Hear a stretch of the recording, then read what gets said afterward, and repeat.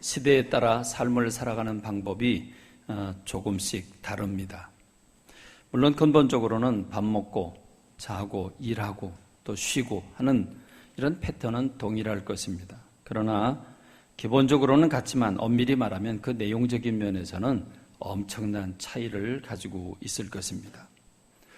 처음 사람들, 원시시대 사람들은 뭘 먹고 또 그거 먹기 위해서 어떻게 했을까? 어떤 삶을 살았을까? 그렇습니다. 학교에서 배운 것은 원시시대 사람들은 나무 열매를 따먹고 또 짐승들을 잡았다. 이렇게 이야기하고 있습니다. 그렇습니다. 원시시대, 이 원시시대에는 수렵과 채취죠. 그러다가 농사를 짓는 농경시대로, 그러다가 장사를 하는 상업시대로 발전하게 됩니다. 그러다가 사람들은 과학을 통해서 기계를 만들고 이 기계를 공장에 들여오면서 산업혁명이 일어납니다. 이 수공업 집에서 바구니 짜고 뭐 나물 뜯어다 팔고 하는 물물 교환 입장에서의 이 상업이라고 하는 제도가 이 공장을 만들므로써 산업혁명이 일어나게 되고, 이건 가히 혁명이라고 할 만큼 모든 삶의 질을 바꾸어 놓았습니다.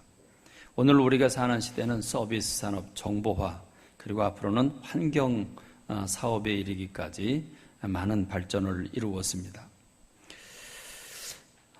성경을 보면 아담과 하와가 에덴 동산에서 선악과를 제외한 나머지 모든 열매는 마음 놓고 따먹도록 그렇게 하나님이 허락을 해 주십니다. 그러니까 결국 아담과 하와는 채취를 했다고 봐야 됩니다. 그런데 아담과 하와가 에덴 동산을 추방당하고 난 다음에 아벨이라고 하는 사람은 이 양을 키웠다 이렇게 말하고 있고, 또 노아의 홍수가 일어난 다음에 하나님께서는 짐승을 먹어도 좋은데, 고기를 먹어도 좋은데 단 피채 먹진 마라. 피에 생명이 있다. 그래서 짐승 먹는 것도 허락을 하십니다. 그러고 보면 수렵이 있었다고 하는 사실을 또 우리가 발견하게 됩니다. 아브라함 이후 구약시대에는 아마 그 상업시대라고 봐야 되겠죠. 그 중세에 이를 때도 바다를 건너서 나라와 나라가 무역이 이루어지는 그런 상업이 흥행했습니다. 그러다 중세가 끝나고 나서 근대에 접어들면서 산업혁명이 일어납니다. 이 공장이 세워진다고 하는 것, 먹는 것을 기계로 찍어서 내놓는다는 것, 이건 우리의 삶에 엄청난 변화를 일으켜 주었습니다. 여러분, 적어도 현대를 대변하는 이 삶의 질은 서비스에 있을 것입니다. 물건 하나를 사도 서비스가 되지 않으면 물건을 안 삽니다. 이 서비스가 산업이 됐습니다. 서비스는 글자 그대로 서비스입니다. 덤으로 더 주는 것, 그저 잘해주는 것, 이 정도가 서비스인 줄 알았는데 이제는 서비스가 돈이 됐다는 말입니다. 그 중에 대표가 택배죠. 택배 참 좋은 서비스 같아요. 그렇죠? 택배. 그런가 하면 포장이사. 이사를 하는데 옛날에는 다 내가 짐을 꾸려가지고 리어카에 싣고 밀어가면서 그렇게 이사를 했는데, 이제는 밥 먹던 것도 그냥 그대로 놔둬도 될 만큼 그렇게 포장이사가 우리의 그런 노동을 대신해주고 있습니다. 이제는 서비스 분야가 전 분야에 걸쳐서 있습니다. 내 아기를 남이 봐주는 아기를 돌보는 돌보미가 있습니다. 공부를 또 가르쳐주는 그런 빨간 펜을 비롯한 과외 선생님들이 있습니다. 청소 도우미가 있습니다. 내 집의 청소는 내가 하는 게 맞는 건데 다른 사람이 청소를 해주고 돈을 주고 받지만 어쨌든 서비스가 산업이 되어 있습니다. 목욕 서비스도 있습니다. 거기서 그치지 않습니다. 그 이상 무한한 그런 서비스가 우리들 가운데 이루어지고 있습니다. 사람들은 어떻게 하면 맛있게 먹을까? 어떻게 하면 배부르게 먹을까? 연구를 해왔습니다. 처음에는 아주 단순한 노동이죠. 아담과 하와가 어떻게 에덴 동산에서 과일들을 따먹었을까요? 그냥 손으로 단순하게 따먹었을 겁니다.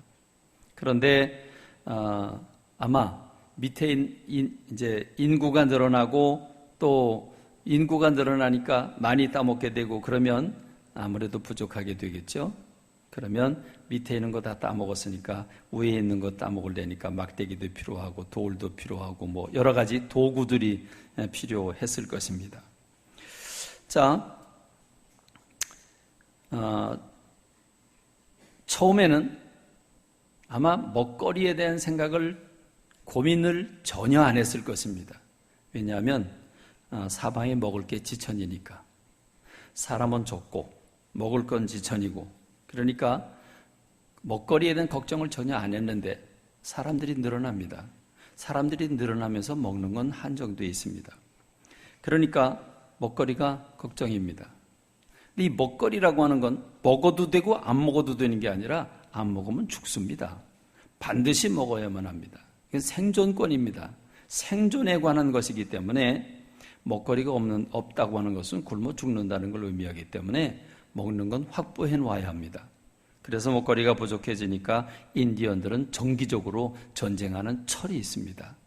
그 철은 먹거리 뺏으러 가는 거죠. 다른 사람을 죽이고서라도 다른 마을을 습격해서 먹는 것을 확보해 놔야 자기네가 생명을 유지할 수 있기 때문에 먹거리를 얻기 위한 전쟁을 하게 됩니다. 여러분 그렇습니다. 뭐 중세도 그렇고 근대도 그렇고 제후들이 땅을 뺏는 이유가 무엇입니까? 그 농경지를 확보하기 위한 거죠. 그래야 먹고 살 수 있기 때문입니다. 그렇습니다. 어쩌면 다른 사람 걸 뺏어서라도 먹어야만 사는 존재이기 때문에 전쟁은 인구는 늘어나고 먹을 게 적은 상황에서는 아마 필요 불급한 상황일지도 모릅니다. 근데 우리 한번 상상해 보십시다. 만일 먹을 게 넘친다면, 먹을 게 지천이라면 싸울 필요가 있을까? 생존에 대한 먹거리가 풍성하다면 여러분 싸울 필요가 있을까요? 우리가 여기서 한 가지 생각해 봐야 합니다. 이게 바로 산업혁명에서 있었던 일이죠. 산업혁명이 과학이 기계를 만들면서 음식을 대량으로 찍어냅니다. 이것은 상상하지 못할 일이죠. 음식의 특성은 시간이 지나면 상하게 되어 있습니다. 그런데 제철에만 먹죠. 참외나 수박은 이건 여름에만 먹는 겁니다. 그러니까 겨울에는 모든 게 꽁꽁 얼어붙으니까 먹는 게 한정되죠. 말린 곡식만 먹을 수 있으니까 아주 궁핍해집니다. 그런데 대량으로 만들어 놓으니까 그것도 장기 보관을 하도록 만들어 놓으니까 거기다 냉장고나 냉동기까지 만들어 놓으니까 사람의 삶은 완전히 달라지게 됐으니까. 여러분, 오늘 우리가 사는 시대 슈퍼마켓에 가면 먹을 게 지천으로 쌓여져 있습니다. 그거 풀어서 나눠주면 이 세상 모든 사람들 다 안 굶어요. 풍성해요. 그러니까 어쩌면 조금만 움직이고 조금만 일하면 그러면 먹고 사는 것, 굶어서 죽는 사람은 아마 없을 겁니다. 그렇지 않습니까? 우리 대한민국만 해도 굳은 일 안 하려고 그러니까 그렇지 조금만 노동을 하고 조금만 일을 하면 적어도 맛있는 걸 풍성하게 못 먹어서 그렇지 굶어 죽지는 않는다는 말입니다. 그럼 그 말에 여러분 동의하시죠? 그렇죠? 그렇습니다. 그러면 오늘 우리가 사는 오늘 우리 시대에 먹거리가 풍성합니다. 싸울 일이 없어요. 먹을 것이 지천인데 싸워야 할 일이 없죠. 그러니까 지금 세상은 에덴 동산입니다. 그렇지 않습니까? 에덴 동산이고 지상 천국입니다.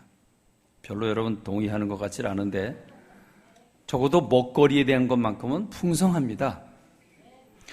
자, 100년 전은 고사하고 40년 전, 45년 전 저희 어머니는 아침 밥상을 물리기도 전에 한숨을 내쉬면서 오늘 점심은 뭘 먹나? 오늘 점심 뭘 먹나? 쌀이 다 떨어졌습니다. 먹을 게 다 떨어졌습니다. 점심, 당장 몇 시간 후면 점심 때가 찾아오는데 점심을 담당한 엄마의 입장에서 보면 먹거리가 떨어졌다고 하는 건 치명적이지 않을 수가 없습니다. 점심은 뭘 어떻게 해서 먹어야 되는가? 그렇습니다. 저희 어머니는 하루 세끼 밥 걱정만 안 하면 더 이상 바랄 게 없다. 그 말씀을 누누이 하셨습니다. 그런데 70년대 우리나라가 산업화가 이루어지면서 80년대 들어서면서 하루 세끼 밥 먹는 문제가 해결이 됐습니다. 80년대 중반 말 들어가면서 골라 먹는 시대가 됐습니다. 그러니까 지금 우리가 사는 이 세상은 만들어 놓은 물건, 먹거리, 먹는 물건을 통조림을 비롯해서 라면 비롯해서 먹거리를 너무나 많이 만들어 놔서 그거 제때에 다 못 팔고 폐기가 됩니다. 그렇지 않습니까? 유통기한 넘어가는 게 너무도 많습니다. 우리는 다 먹지 못하고 처리를 할 정도입니다. 그렇습니다. 그럼 진정 천국이고 그거 서로 나눠주고 감사하고 찬양하면서 기뻐하기만 하면 됩니다. 고민할 게 하나도 없습니다. 욕심쟁이 미국 사람들이 땅 좀 열어서 한국 사람들한테도 주고 여러분 전 세계가 함께 있는 것 가지고 공유를 하면 지상 천국입니다. 자, 그러나 여러분 어떻습니까? 먹을 게 지천이기 때문에 진정 우리가 행복합니까? 그렇지 못합니다. 왜 그렇습니까? 세치도 안 되는 우리의 혀에 문제가 있습니다. 이 혀는 아주 골치 아픈 놈입니다. 인간의 문제는 혀 끝에 있습니다. 분명 슈퍼마켓에는 음식이 지천으로 쌓여 있는데 그러면 불평할 게 없고 같이 나눠 먹으면 그러면 천국일 것 같은데 현실은 그렇지 않습니다. 왜 그렇습니까? 맛을 추구하는 인생들의 경향이 있기 때문에 그렇습니다. 맛을 추구한다. 여러분, 음식이 없을 때에는 배를 채우는 게 목적이에요. 나무 뿌리를 캐먹든지 뭐하든지 먹어야 살기 때문에 음식이 없을 때에는 내용이 중요하지 않아요. 분량이 중요하지. 그러니까 음식이 없을 때는 뭐든지 배를 채우면 되는데 음식이 많으면 이것도 고민입니다. 골라 먹어요, 이제. 이 골라 먹는다는 것. 여러분, 사과 10개를 사왔어요. 10개 중에 하나를 먹어라.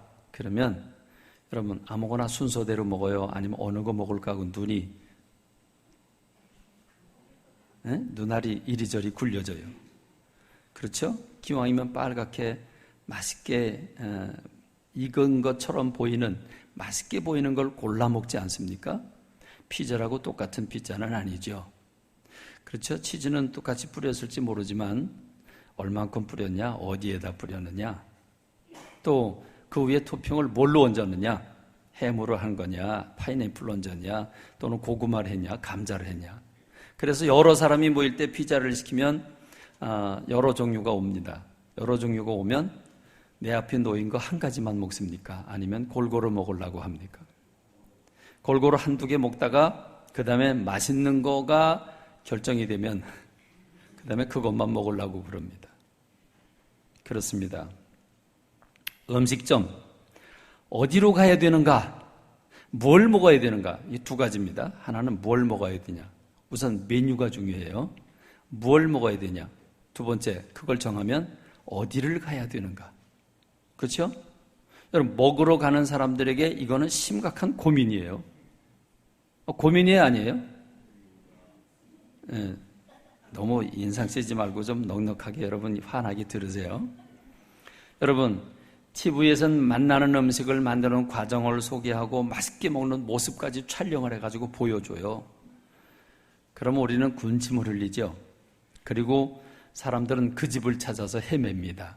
또 인사내대로 몰리게 되고. 여러분, 이거는 이상한 게 아닙니다. 아주 자연스러운 일입니다. 아담과 하와가 선악과를 왜 따먹었죠? 아담과 하와가 선악과를 따먹은 이유는 창세기 3장 6절 여자가 그 나무를 본즉 먹음직도 하고 보암직도 하고 지혜롭게 할 만큼 탐스럽기도 한 나무인지라. 그래서 여자가 그 열매를 따먹고 자기와 함께 있는 남편에게도 주며 그도 먹었다.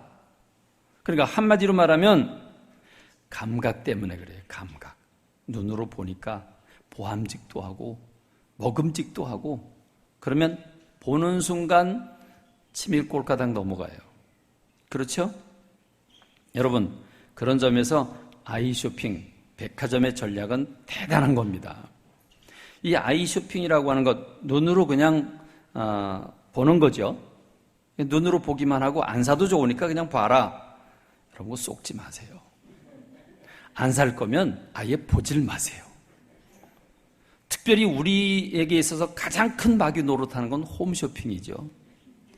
집에 편안히 앉아 있는데 아주 아름다운 컬러로 아주 기능이 있는 것들을 그냥 온갖 방법으로 다 보여주고 있으니까 우린 거기에 그냥 다 넘어갑니다. 여러분, 눈으로 보고 흥분하죠. 먹음직하고 보암직하고 탐스럽습니다. 결국 우리의 감동을, 이 감각을 자극시켜 줌으로써 손이 저절로 가죠. 여러 형태가 있어요. 사놓고 취소하는 경우도 있고, 일단 주문부터 해. 이거 놓치면 큰일 난다고 생각을 하고 빨리 주문부터 해놔. 그 다음에 내가 섣불리 했구나. 그리고 취소하는 경우도 있고, 받아놓고 반품하는 경우도 있고, 별 종류가 많은데 이게 아이 쇼핑 때문에 이루어지는 거예요. 견물생심이죠. 여러분, 에덴 동산에서 추방당한 그 아담과 하와의 후손들이 뭐 하고 산 줄 아십니까?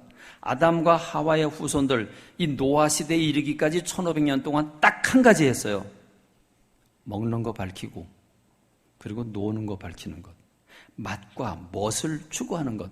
딱 요 두 가지만 했습니다. 맛을 찾아서, 멋을 찾아서.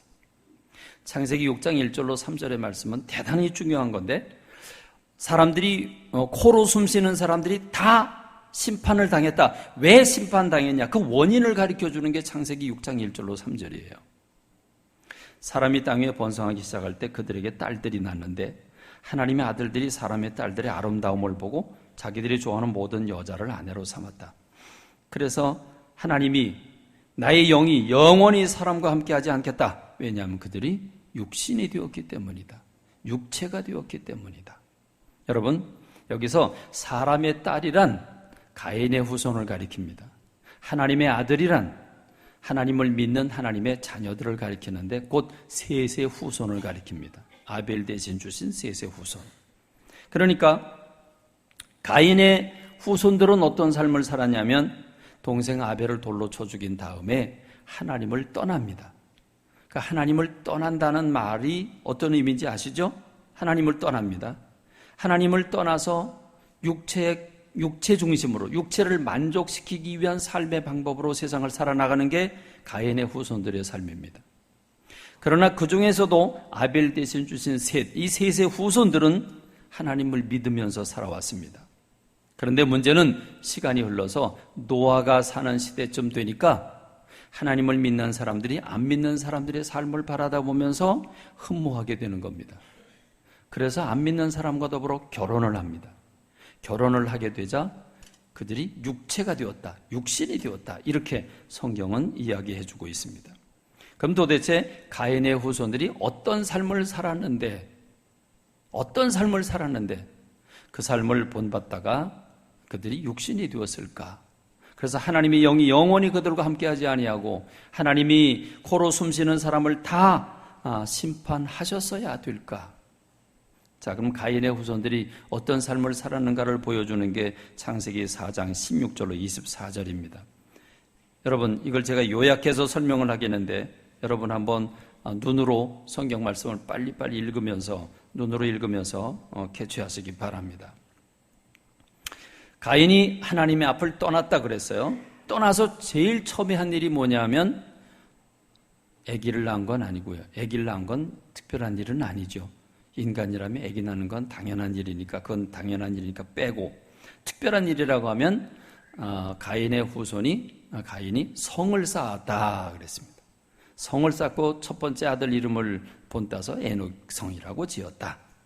자, 그 다음에 보니까 라멕이라고 하는 사람이 두 아내를 취했다 그랬어요. 두 아내를 취했다. 특이한 일이죠. 두 아내. 그 다음에 야발이라고 하는 사람은 장막에 거주하면서 가축 치는 자의 조상이 되었다. 가축을 쳤다. 목축업을 했다. 그 다음에 유발이라고 하는 사람은 수금과 퉁소 잡는 자의 조상이 되었다. 한마디로 말하면 노래를 불렀다. 음악을 했다. 그 다음에 두발가인이라고 하는 사람은 날카로운 기계를 만들었다. 그 다음에 라멕이라고 하는 사람은 싸우게 돼서 상처를 입고 살인을 저질렀다. 이런 말씀이 쭉 요약되고 있습니다. 자, 여러분 관찰이 필요합니다. 이걸 요약을 하자면 이렇습니다. 특이한 것만 빼내면 성을 건축을 했다. 두 아내가 있다. 목축업의 조상이 되었다. 수금과 퉁소를 잡았다. 날카로운 기계를 만들었다. 그리고 살인 사건이 일어났다. 자, 여기서 성을 건축했다. 성은 왜 건축합니까? 하나님의 품을 떠났기 때문에 보호의 수단을 스스로 만들어서야 합니다. 그러니까 한마디로 말하면 보호의 아지트를 만드는 것인데 도시를 건설했다고 봐야 합니다. 자, 두 아내 되었다. 두 아내. 아내는 하나여야 합니다. 하나님은 한 남자가 한 여자를 만나 서로 사랑을 나누고 자녀를 낳고 행복하게 살도록 구조를 만들어 주셨습니다. 근데 왜 두 아내가 필요했을까? 만일에 한 아내로 만족했다면, 자기 아내를 예뻐하고 행복해하고 사랑했다면 또 다른 여자가 필요 없었을 것입니다. 불만족했거나 아니면 또 다른 여러 가지 이유가 있을 텐데 어쨌든 두 아내라고 하는 건 큰 사건이 아닐 수 없습니다. 그 다음에 가축치는 자의 조상이 되었다. 목축업입니다. 목축업은 왜 합니까? 목축업을 하는 이유, 그러면 우유를 먹거나 고기를 먹을 목적입니다. 수금과 퉁소를 잡았다. 그러면 음악의 조상이 되었다. 노래를 불렀고 악기를 만들어서 노래를 들었다. 자, 그러면 여러분 한번 목적을 보십시다. 아지트를 만들어 놨어요. 안전한 아지트를 만들어 놓고 거기에는 여자 둘과 남자가 있고 거기에는 고기가 있고 거기에는 노래가 있어요. 그럼 고기도 있고 여자도 있고 노래가 있어요. 근데 여러분 고기 먹고 맨정신에 노래가 나와요? 고기 먹고 맨정신에 노래가 나와요? 안 나올 것 같아요. 그렇죠? 그러니까 뭔가 들어가야 돼요. 뭐가 들어갔을까요? 그럼 술이 있었을까요? 없었을까요? 있었다는 걸 성경적으로 얘기를 해보죠. 그렇죠. 노아 할아버지가 포도를 잡숫고 해롱해롱 하시고, 그렇죠? 그 얘기는 가인에게 있어서는 더 이해가 되는 얘기입니다. 가인의 직업은 뭡니까? 농사를 졌습니다. 농사를 졌으면 포도 농사를 졌다는 얘기죠. 노아 할아버지가 없던 거 갑자기 만들어 먹은 게 아닐 겁니다. 그렇다고 한다면 술은 기존에 있었다는 얘기죠. 그럼 여러분 한번 종합을 해보세요. 고기가 있고 술이 있어요. 여자가 있고 노래가 있어요. 여러분 고기가 먼저예요? 술이 먼저예요? 고기가 먼저예요? 술이 먼저예요? 이게 이제 술 먹는 사람 입장에서 생각을 해보면 돼요. 그러니까 가인의 후손들 입장에서 생각해 보세요. 고기를 보면 맨 고기만 먹을 수 있어요?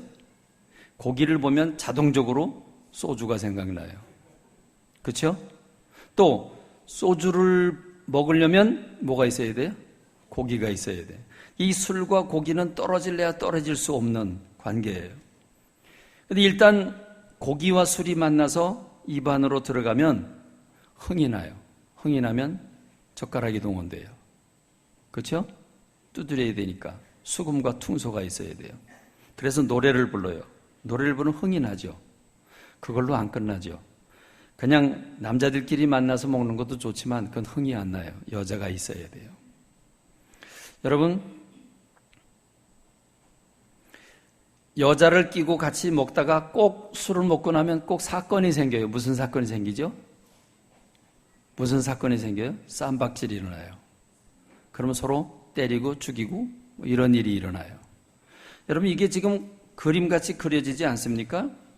자, 우리가 지금 묵상하려고 하는 거는, 오늘 우리가 묵상하려고 하는 거는 이 가인의 후손들의 삶의 공통점을 찾자는 겁니다.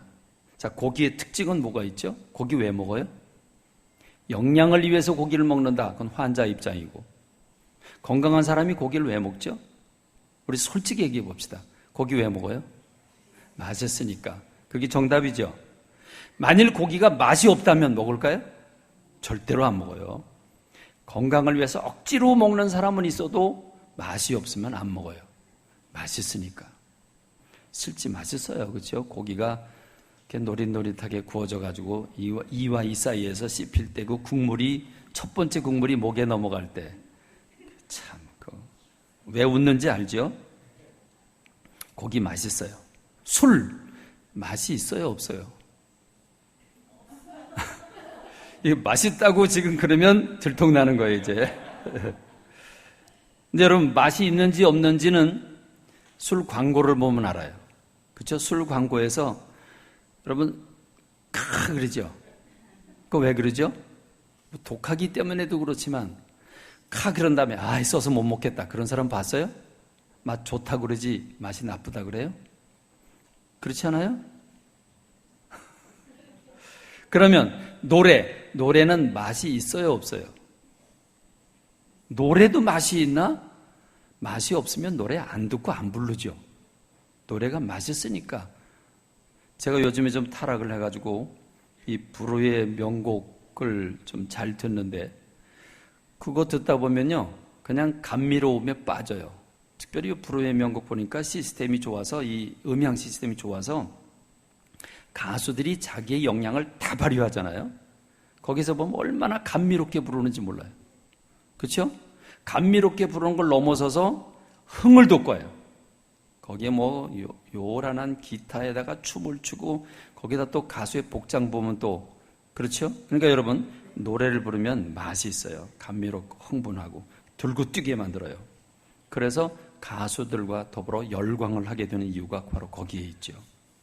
거기다 또 우리가 흥을 돋궈요. 소리 질러 그러기도 하고 소리 질러라고 그래서 질르면 되나? 저절로 질러야지. 또 어쨌든 노래 맛이 있어요. 흥분하게 만드는 맛이 있어요. 여자 맛이 있어요, 없어요? 여자도 맛하고 관계가 되나? 그렇죠? 성적인 쾌락이죠. 그러면 성범죄 사건이 없어야 돼요. 그렇죠? 왜 이 사건이 그렇게 일어나는 거죠? 연애 시절 연인의 손을 최초로 잡을 때 전기가 통한다고 그래요. 손은 똑같은 손이요. 고무 같은 손 똑같아? 똑같은데 왜 전기가 흘러요?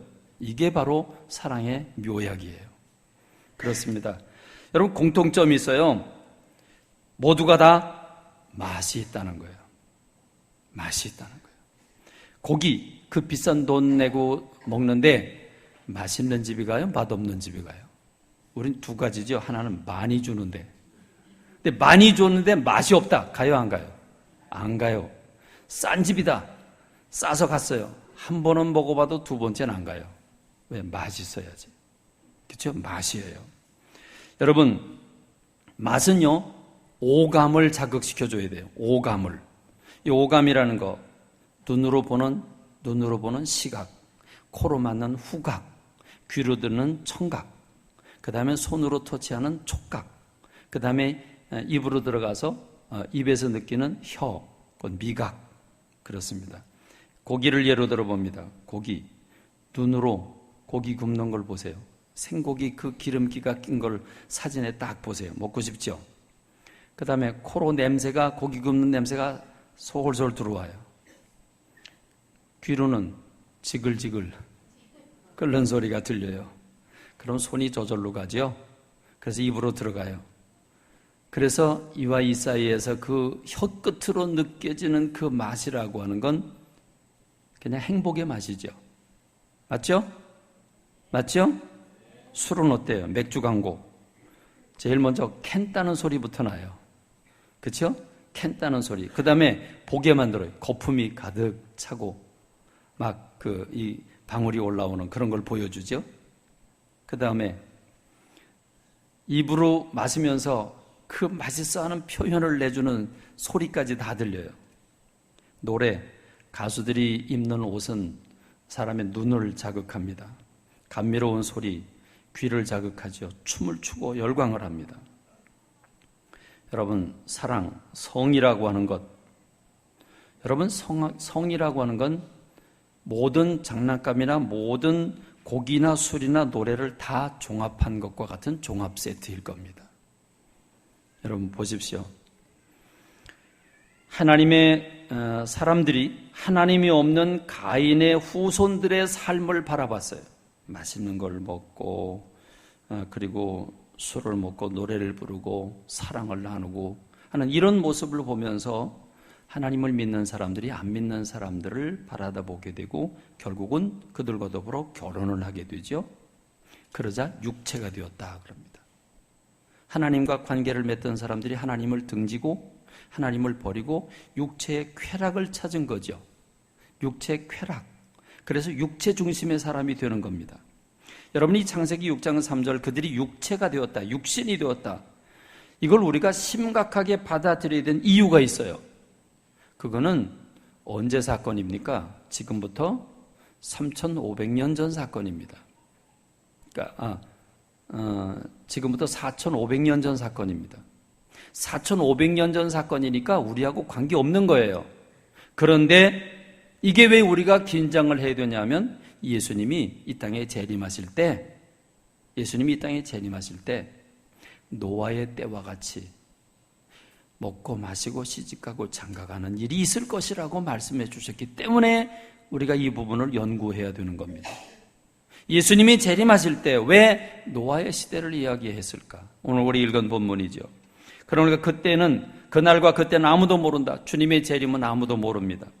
하늘의 천사도 아들도 오직 아버지만 아시느니라. 그러나 힌트를 주겠는데 노아의 때와 같이 인자의 맘도 그러하리라. 홍수 전에 노아가 방주에 들어가던 날까지 사람들이 먹고 마시고 장가들고 시집가고 있으면서 홍수가 나서 그들을 다 멸하기까지 깨닫지 못하였으니 인자의 맘도 이와 같으니라.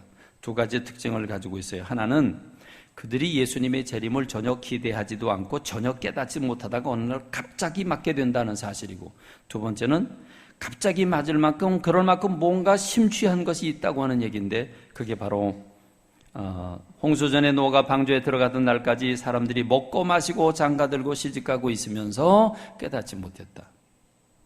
왜 하필이면 노아 시대 사람들이 먹고 마시고 장가가고 시집가는 걸 얘기했을까? 자, 그들은 뭘 먹고 뭘 마셨어요? 그들은 고기를 먹고 술을 마시고 그리고 노래를 부르면서 장가들고 시집갔다. 단순히 하나님이 사람들에게 장가들고 시집가게 만들어준 것 때문에 그래서 결혼하는 게 아니라 성적인 즐거움을 얻기 위해서 결혼을 하는 것으로 결혼의 목적이 바뀌어졌다는 것을 얘기해주고 있습니다. 그러니까 육체의 즐거움을 얻기 위한 결혼입니다. 결국 맛을 추구하는 삶을 살아간 게 노아 시대 사람들인데, 오늘 주님이 재림하실 때에 노아 시대 사람들과 같은 멸망을 받은 사람들과 같은 삶의 양태가 만들어질 것이라고 하는 것, 그게 우리가 경계해야 될 것이라고 하는 겁니다. 근데 문제는 맛을 추구하는 데는 끝이 없어요. 맛을 추구하는 데는 끝이 없어요. 여러분, 서민들이, 그냥 보통 시민들이, 우리들이에요. 그냥 편안하게 우리들, 특별한 사람 없는 것 같아요. 고관대적도 없는 것 같고, 평범한 사람들이 아주 즐거운 일이고 최고의 좋은 날이다. 그럼 먹는 게 뭐죠? 먹는 게 뭐예요? 최대로 먹어봐야 고기야. 그렇죠? 그냥 좀 좋은 거 먹었으면 좋겠는데 돈이 없으니까 가난한 사람은 기껏해야 최고로 잘 먹는 게 불고기. 그렇죠? 조금 좀 여유가 있는 사람은 그래도 결단을 하면 등심. 등심 중에서도 결단을 내리면 한우. 그 정도 가요. 그렇죠? 아니면 회. 회도 한 사람당 3만 원 정도, 한 상에 12만 원. 그러면 비싸지만 특별한 의미가 있는 날은 요 정도는 먹어도 돼. 그리고 회 먹어요. 맞죠? 그 이상 먹어본 적 있어요? 그 이상 먹어본 적 없을 거예요. 이게 서민들, 보통 시민들이 살아가는 방법이에요. 그런데 돈 있는 사람은 달라요. 삶의 방식이. 나는 돈 있는 사람과 같이 어울려 보질 않아서 그 속을 잘 몰라요. 잘 모르는데 여러분 이미 예화를 들었지만 이보경 선교사님한테 들은 이야기입니다만, 주문진에서 회집을 열고 있는 동생 집에 전화가 옵니다. 아침나절에 지금 서울인데 지금 출발하는데 두 사람이 내려간다. 100만 원 줄 테니까 상 한 상 차려놔라. 그럼 그때부터 비상이 걸립니다. 자, 3만 원짜리 회는 자연식이야 아니면 양식이야? 양식하고 자연식하고 차이가 있어요 없어요? 먹어봤어야 알지. 먹어봤어야 알지. 차이가 나요. 저는 낚시로 고기를 잡아가지고 우리 청년들하고 수련을 갔는데 낚시를 다 하나씩 주고서 고기를 잡는데 다 못 잡았어요. 나만 잡았어요. 그래가지고 회를 사서 먹는데 내가 잡은 거를 몇 마리를 좀 회 좀 떠달라고 그래서 그 옆에다 놨어요. 양식을 먹다가 자연식을 먹으니까 야, 쫄깃쫄깃하고 탱탱하고 맛이 틀리더구만요. 그러니까 자연식을 찾는데 보십시오. 두 사람이 한 상 100만 원짜리를 주문하고 내려옵니다. 단지 먹기 위해서 서울서 주문진으로. 한 사람에 50만 원짜리. 50만 원짜리. 근데 저기 두바이에 있는 7성급 호텔에 점심 한 끼 먹으려면 350만 원을 줘야 됩니다. 350만 원. 여러분, 그렇습니다. 즐거운 일, 감사한 일, 축하할 일 생기면 당연히 해야 되는 건 뭐예요? 먹는 일이죠. 그러면 밥 먹으러 가자. 먹으러 가자. 어디로 갈까? 어디로 가야 되는가? 이건 또 대단히 중요한 일이에요. 그래서 그걸 고민을 해요. 값이 싸면서 맛있는 데를 찾느라고 애를 쓰고 있죠. 뭐 좀 맛있는 거 없나? 여러분, 뭐 좀 맛있는 거 없나? 오늘 점심은 저녁은 뭘 어떻게 먹어야 되지? 그럼 이게 항상 우리가 삶을 살아가는 데는 고민거리예요. 맛있게 먹고 싶어요. 그렇죠? 맞죠? 오늘 저녁은 뭘 좀 맛없게 먹지? 이렇게 생각하는 사람은 아무도 없어요. 그렇습니다. 그러니까 퓨전 요리가 나와요. 아니, 요리가 달라져요. 빵 종류는 뭐 그렇게 많아? 먹어서는 안 될 빵이 너무 종류가 많아. 하여간 그래서 우리는 맨날 먹는 맛 말고 좀 색다른 맛이 있었으면 좋겠어요. 그래요, 안 그래요? 그래요, 안 그래요? 색다른 맛. 이 색다른 맛. 여러분, 남자와 여자가 만나는 게 식상돼 있어. 성이 너무 노출돼 있고, 성이 너무, 이제는 상품화되다 보니까 남자와 남자가 만나는 건 식상해 있어요. 그래서 뭐 좀 색다른 거 없을까? 여러분, 그게 동성애예요. 그게 동성애예요. 그러니까 남자가 여자를 찾게 돼 있고 여자가 남자를 찾게 돼 있는데 뭐 좀 다른 게 없을까?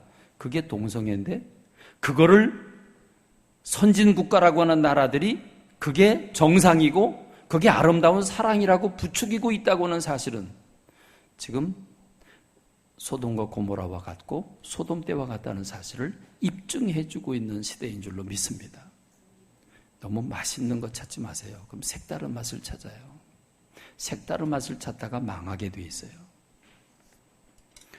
누가복음 17장 26절 노아의 때에 된 것과 같이 인자의 때에도 그러하리라. 노아가 방주에 들어가던 날까지 사람들이 먹고 마시고 장가들고 시집가더니 홍수가 나서 그들을 다 멸망시켰으며 또 롯의 때와 같으니 사람들이 먹고 마시고 사고 팔고 심고 집을 짓더니 롯이 소돔에서 나가던 날에 하늘로부터 불과 유황이 비오듯 하여 그들을 멸망시켰느니라. 결국 소돔과 고모라의 죄악은 동성애로 결정을 짓습니다. 이 때문에 하나님께서 그들을 부끄러운 욕심에 내버려 두셨으니 곧 그들의 여자들도 순리대로 쓸 것을 받고 영리로 쓰며 그와 같이 남자들도 순리대로 여자 쓰기를 버리고 서로 향하여 음욕이 부릴 듯하며 남자가 남자와 더불어 부끄러운 일을 행하여 그들의 그릇 때문에 상당한 보응을 그들 자신이 받았느니라. 여러분, 분별해야 합니다.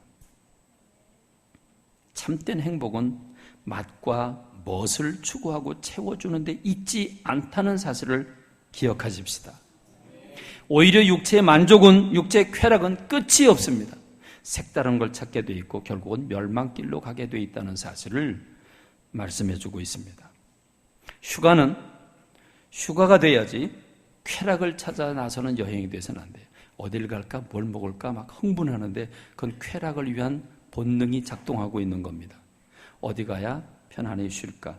어디 가야 피곤을 풀 수 있을까? 어디를 가야 책이라도 좀 볼 수 있을까? 그래야 휴가가 되는 줄로 믿습니다. 왜 세상이 맛에 열광하고 멋에 이끌리는지 여러분 알아야 합니다. 맛도 중요하지만 멋도 아주 문제가 됩니다. 여러분, 노아시대 창세기 6장 1절과 2절을 좀 더 분석할 필요가 있는데, 하나님의 아들들이 사람의 딸들의 뭘 보고? 아름다움을 보고, 내적인 아름다움, 인격적인 아름다움, 또 영적인 아름다움이 육체의 아름다움이죠. 자, 하나님의 아들들이 사람의 딸들의 아름다움을 보고, 그 다음에 두 번째 결혼의 조건은 지훈이. 두 번째 결혼의 조건은, 첫째는 아름다움을 봤어요. 그럼 아름다운 여자지만 두 번째 조건은 내 마음에 들어야 돼요. 재밌는 것은 소녀시대의 멤버가 몇 명이죠? 소녀시대 멤버가 몇 명이에요? 한 명 탈퇴했어요. 8명이에요. 그런데 우리 학생부 학생들한테 물어보니까 제 눈에는 소녀시대 여자들이 다 이쁘고 똑같이 생겼어. 그런데 우리 학생 한 명한테 물어보니까 자기가 좋아하는 가수가 따로 있더구만요. 그 이름 누군지 잊어먹었는데 누구라 그랬지? 누구라 그랬어?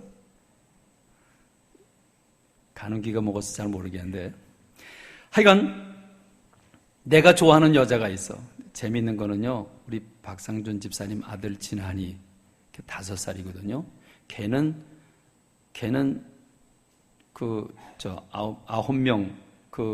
9명이 아니고요. 다른 팀이야. 다른 팀은 누구라 그랬어? 응? 다솜? 시스타. 다솜의 멤버인데 그 멤버 중에 한 사람이 있어요. 다솜이라고 있는데 그 가수가 나와서 노래를 부르면 얘가 얼어붙는데, 그냥 얼어붙어. 5살짜리 얘가. 다 이쁜데 내가 좋아하는 스타일이 있어요. 그렇죠? 첫 번째는 아름다움이고 두 번째는 내가 좋아해야 돼. 맞죠? 그러니까 여자는 아름다워야 돼. 조건 없어. 무조건 아름다워야 돼. 우리 애들한테 물어보잖아요. 그러면 이제 이런 강의를 하다가 그러면 이제 결혼의 첫 번째 조건이 아름다움이냐?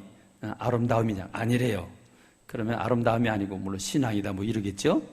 그럼 내가 물어요. 그러면 곰보탁지도 괜찮냐? 그건 아니래. 그럼 뭔 소리냐 그랬더니 그건 기본이래. 아름다운 건 기본이다. 그렇죠? 그러니까 무조건 딸은 예뻐야 돼. 여자는 무조건 예뻐야 돼. 맞아요? 틀려요? 밉기를 원하는 여자들 있어요? 나이 든 여자 할머니까지도 이뻐야 돼요. 무조건 이뻐야 돼요. 그럼 이쁘려면 어떻게 해야 돼요? 첫 번째 뭘 해야 돼요? 화장을 해야 돼요. 변장을 해야 돼요. 그래서 화장품에는 돈 안 아껴요. 왜? 이뻐야 되니까. 그래서 외제 화장품도 관계없어요. 근데 내가 보니까 여자하고 살다 보니까 이게 화장하는 게요, 피나는 노력이에요. 저녁에 피곤할 땐 그냥 잘 수 있잖아요. 그냥 자면 안 돼. 반드시 다 지워야 되고 또 닦아야 되고 또 발라야 되고 그러고 자야 돼. 그게 피부가 예쁘게 되는 거지 피곤하다고 그냥 자면요 들떠서 안 돼. 그렇죠? 그게 무슨 말이냐면 화장이야. 이거 갈고 닦는 거요 피나는 노력이에요. 예뻐지려면 노력을 해야 돼요. 두 번째, 어디다 투자를 해야 돼요? 그럼 화장만 하고 벌거벗고 다녀요? 옷을 입어야 돼. 무슨 옷을 입었냐에 따라서 한 번 더 보게 되고 안 보게 돼요. 그렇죠? 무슨 옷을 입었냐에 따라서 이 옷이 대단히 중요해요. 그러니까 첫 번째는 메이크를 해야 되고, 그렇죠? 메이크를 해야 돼. 두 번째는 옷이 어때야 돼요? 짧아야 돼. 그죠? 짧아야 돼. 많이 노출을 시켜야 돼요. 예쁘게 보이려니까. 세 번째는 장신구가 있어야죠. 보석이 있어야 돼. 반짝반짝한 에메랄드빛 보석이 여기 달려야 되고 진주가 달려야 돼. 그렇죠? 그 다음에 뭔가 드는 게 또 좋아야 돼요. 가방이든지 신발이든지 거기에 따라서 에이 저 사람 서민이야. 오, 그게 메이커에서 결정이 돼요. 그렇죠? 메이커. 짝퉁도 관계없어요. 들어야 돼. 가방, 신발, 모자. 그러니까요, 여러분 생각해 보세요. 이제 아시겠죠? 왜 여자들의 옷이 짧아지는지. 특별히 연예인들, 남들보다 더 이뻐야 되잖아요. 그래서 벗기 경쟁을 합니다. 문제가 뭐냐? 보통 사람들은 연예인이 아니야. 그런데 똑같이 입으려고 그래. 여기에 문제가 생겨요. 자꾸만 짧아져요. 메이커, 이제 모두가 제정신이 아니에요. 그러니까 여자들은 쇼핑센터에서 살 수밖에 없어요. 왜? 예뻐야 되니까. 예쁠라니까 좋은 상품을 가져야죠. 그러니까 여자들은 아름다움의 존재감을 찾으려면 내 마음에 드는 상품을 찾아야만 돼요. 눈이 바쁘게 돌아가야 돼요. 여러분, 내 마음에 드는 건 너무 좋아하지 마세요. 여러분 보세요. 하나님의 아들들이 사람의 딸들의 아름다움을 보고 자기가 좋아하는 두 가지야. 첫째는 아름다움, 두 번째는 자기가 좋아하는 것. 그러니까 여러분, 아름다움이라고 하는 걸 한국말로 바꿔보세요. 저는 아름다움을 한국말로, 한국 단어로 멋이지요, 멋이지요. 그럼 자기가 좋아하는 아름다움, 그걸 뭐라고 그러면 될까요? 제 멋, 자기 나름대로의 멋. 그렇죠? 각각 자기 나름대로의 멋.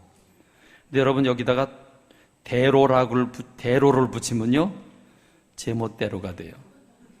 그러니까 아름다운 것과 자기들의 좋아하는 걸 추구한다는 말은 자기 나름대로의 멋이라고 하는 포장이지만 제 멋대로 사는 거예요. 이제는 옷을 거꾸로 입든지 바로 입든지 다 지 멋대로야. 그렇죠? 우리 시대의 최대 문제는 너무 맛있는 것, 너무 아름다운 것을 추구하는데 문제가 있고, 이게 멸망길로 가는 지름길이라고 하는 겁니다. 이해가 되십니까? 이제는 더 걱정할 거 없어요. 이제 더 짧아질 수가 없으니까. 어떻게 더 짧은 걸 입겠어요? 요즘 처녀들 입는 것보다 더 짧은 건 입을 수가 없으니까 더 걱정은 안 해도 될 것 같아요. 여러분, 철학까지도 바꿨어요. 철학까지도 바뀌었어요. 철학은 이성을 추구하다가 이젠 이성을 버리고 감각을 추구하는 철학의 세대가 됐어요. 감각을 추구한다는 것은 쾌락을 찾는다는 것입니다. 쾌락은 철학의 가장 중요한 주제입니다. 음악, 미술, 조각, 노래, 모든 것은 감각을 만족시키는데 집중되어 있습니다. 그 불후의 명곡이 대표적이죠. 그렇습니다. 감각을 터치해주는. 사도 바울은 로마서 12장 2절에서 너희는 이 세대를 본받지 말고 오직 마음을 새롭게 함으로 변화를 받아 하나님의 선하시고 기뻐하시고 온전한 뜻이 무엇인지 분별하도록 해라 했습니다. 분별하고 사십시다. 분별하고 사십시다. 디모데전서 2장 8절 그러므로 각처에서 남자들이 분노와 다툼 없이 거룩한 손을 들어 기도하기를 원하노라. 할렐루야. 또 이와 같이 여자들도 단정하게 옷을 입으며, 단정이 뭔지 전 잘 모르겠어요. 단정하게 옷을 입으며 소박함과 정절로서 자기를 단장하고, 머리와 따은 머리와 금이나 진주나 값진 옷으로 하지 말고 오직 선행으로 하기를 원하노라. 이것이 하나님을 경외한다고 하는 자들에게 마땅한 것이니라. 빌립보서 1장 9절로 11절 내가 기도하노라. 너희 사랑을 지식과 모든 총명으로 점점 더 풍성하게 하사 너희로 지극히 선한 것을 분별하며 또 진실하여 허물 없이 그리스도의 날까지 이루고 예수 그리스도로 말미암아 의의 열매가 가득하여 하나님의 영광과 찬송이 되기를 원하노라. 우리가 사는 시대에 어떤 시대인지를 바로 분별하고 사십시다. 휴가철입니다. 어떤 휴가를 가져야 되는지 분별하십시다. 저와 여러분들이 하나님과 더불어 동행하는 삶을 살기를 주님의 이름으로 축원합니다. 기도하겠습니다.